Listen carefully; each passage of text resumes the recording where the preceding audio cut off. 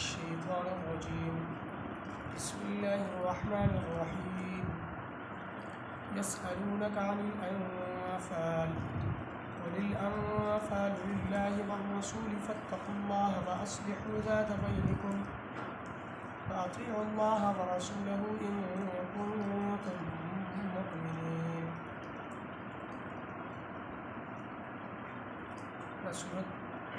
سورة الأنفال میں او لفظ انفال په دغه آیت مبارکه کې دوه ځله راغلی. انفال ویل کېږي زیاتي او اضافي څیز ته، دا د نفل جمع ده. زیاتي او اضافي څیز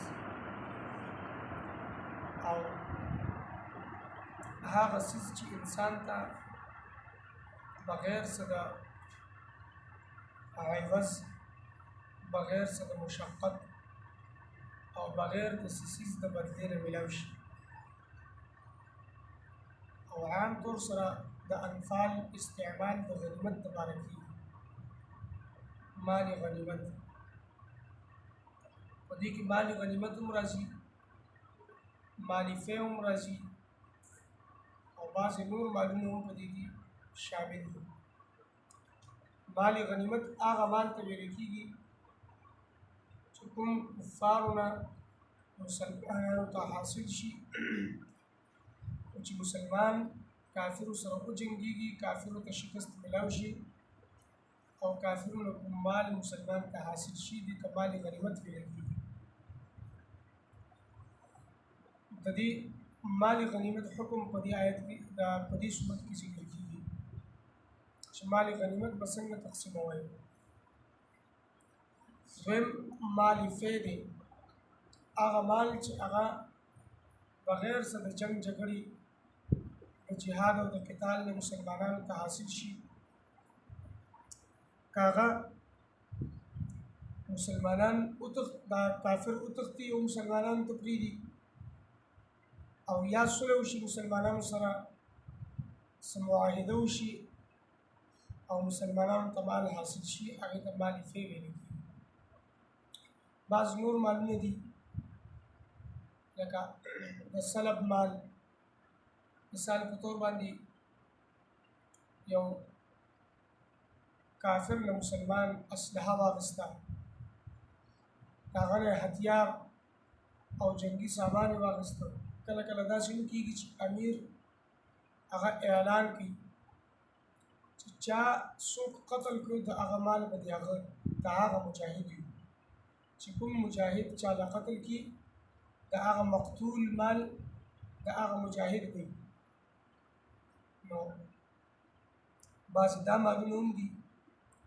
دې سره سره اسلام کې د کافرو نه جزیه اخیستل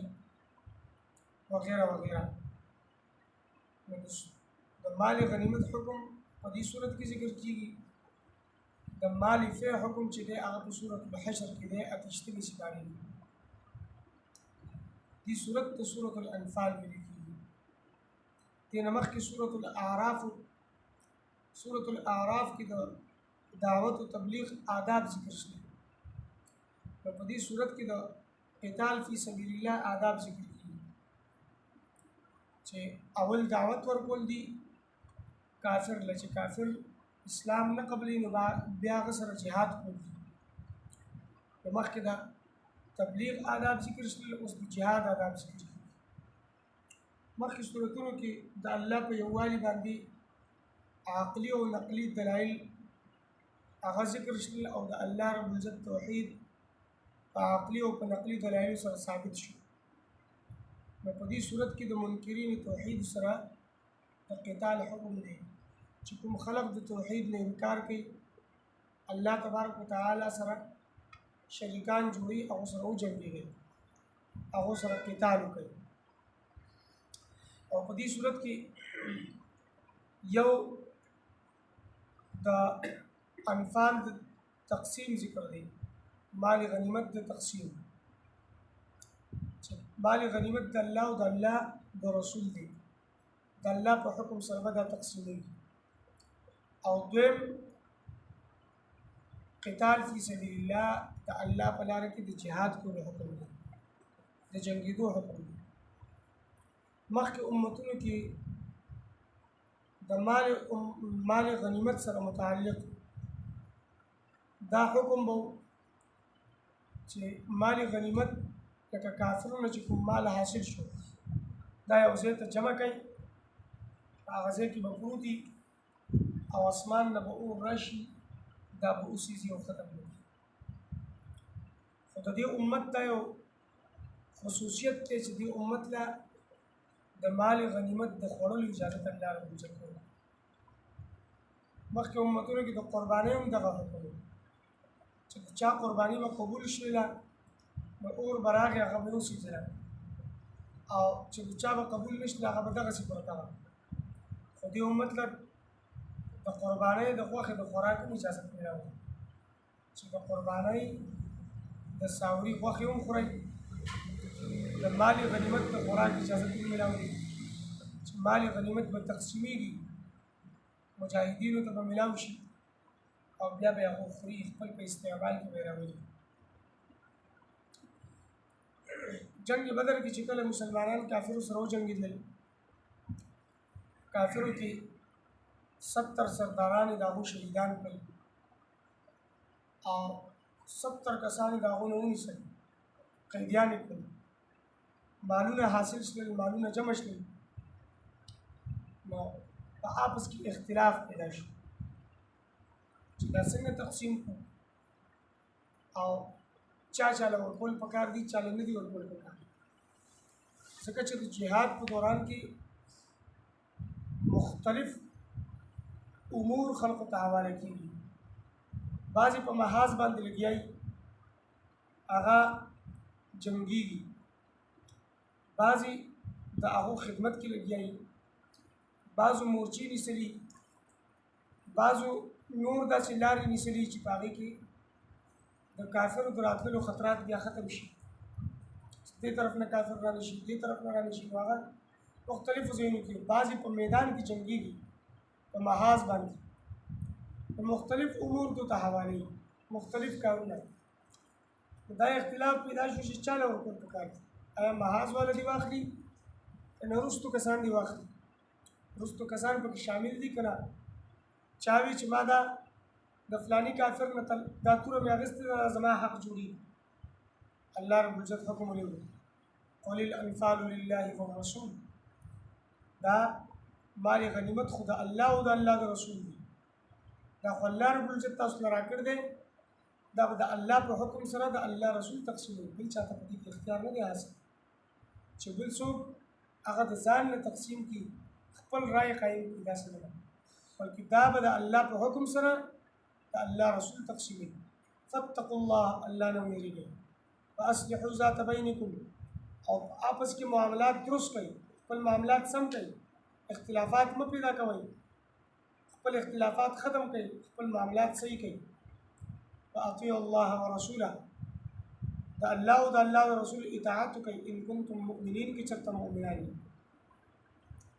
او دا د مؤمنانو صفات هم دي. فاتقوا الله، سړی مؤمن وي هغه به د الله نه یېرېږي، هغه کې به تقوا او پرهیزګاري وي. دویم واصلحوا ذات بینکم، د دو په آپس کې اختلافات به نه وي، اختلافات به نه پیدا کوي، معاملات به سم معاملات. نن خو معاشرې کې که مونږ ګورو نو عباداتو له یو سړی ډېره ترجیح ورکوي او په عباداتو کې هغه په 1 نمبر باندې هغه مونځ ګزار دی، روزهدار دی، د قرآن تلاوت کوونکی دی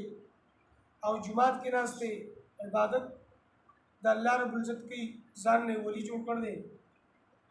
خو چې کله د معاملاتو وخت راشي نو په معاملاتو کې هغه بیا صفر دی، معاملاتو کې هغه صفر دی. مونځ خو کوي، روژه نیسي، زکات ادا کوي، د قرآن تلاوت کوي او هېڅ یو نیک کار نه پرېږدي، د الله حق خو ادا کوي ولې د خلقو حق هغه غصب کوي او لګیا دي. د خلقو حق دومره ګران دی که چېرته هغه چې د چا حق ته هغه نه معاف کړي نو الله رب العزت یې معاف کړي او د الله رب العزت حق خو کله الله توبې سره معاف کړي کله بغیر د توبې نه معاف کړي کله خو خشله وبیني شي تاسو پکې په شریعت کې یو شعبه د معاملات هم ده چې بل سره معاملات څنګه دي لین دین څنګه دي خرڅول اغشتل څنګه دي معاملات څنګه دي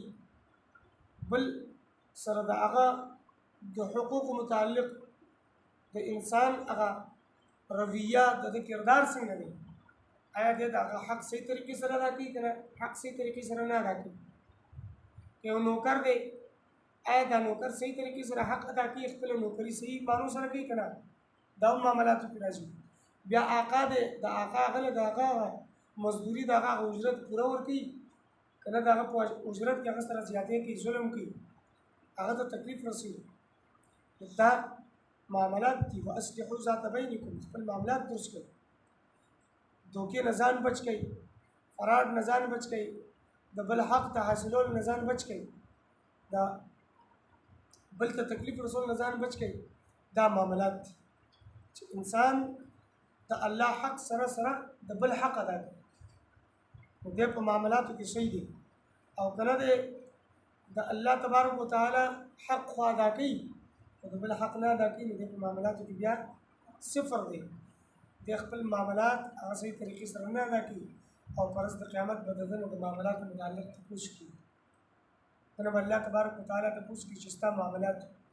ستا گاوندو ستا کلیو ته په بازار کې پاتې شوی وي ستا بل سره معاملات راتلل ستا خرڅول اخیستل ستا نوکري او مزدوري وه بل سره قسمه قسم معاملات راغلي دا معاملات تا څنګه ادا کړي دي څه طریقې سره تا پوره کړي آیا تا بل د هغه حق پوره ورکړی دی هغه سره دې په دې کې احسان کړی دی که نه د بل حق هغه دې غصب کړی دی هغه دې دباو کړی دی ځان نه دې حاصل کړی دی د مؤمن صفت دا دی چې د معاملات بدل شي او دریم واطیع الله ورسوله د الله او د الله د رسول اطاعت وکړي خپل رائے به نه قایموي په هر کار کې چې بس هر یو کار کې خپل رائے به قایموي شریعت کې چې د یو عمل کوي یو کار کوي یا په دین کې یو ضرورت راغی دی یو خبرې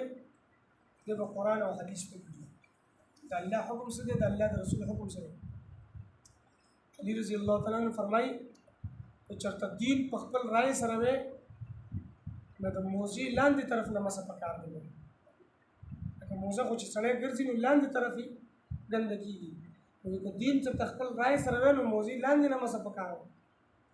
ما حضور صلی الله علیه وسلم لیدل دي چې د موزي لپاسه طرف نه مسه دین ویل کېږي اتباع ته تابعداري ته چې د الله حکم او د الله د رسول اتباع او تابعداري دي يسألونك عن الانفال تپوس کی تعالی د غنیمت په باره کې قل الانفال لله او زما محبوب صلی الله علیه وسلم چې مال غنیمت خدا الله دې او رسول او د الله د رسول له په دې کې د الله او د الله د رسول اختیار چلی فتقوا الله واصلحوا او یریږي د الله نه او سم کوي درست کوي